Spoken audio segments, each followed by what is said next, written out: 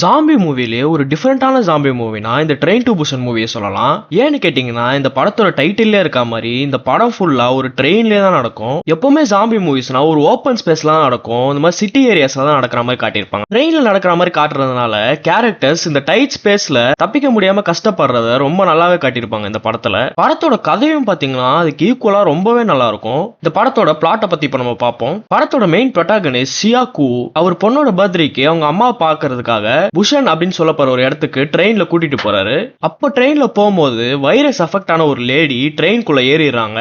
அந்த lady Zambia மாறி ட்ரெயின்ல இருக்கிற எல்லாரையும் கொஞ்சம் கொஞ்சமா ஜாம்பியா மாத்திட்டு இருக்காங்க. கடைசியில சியாக்குவும் அவங்களோட பொண்ணும் இந்த ட்ரெயின்ல இருந்து தப்பிச்சு புஷனுக்கு போய் சேர்ந்தாங்களா இல்லையான்றதுதான் கதை.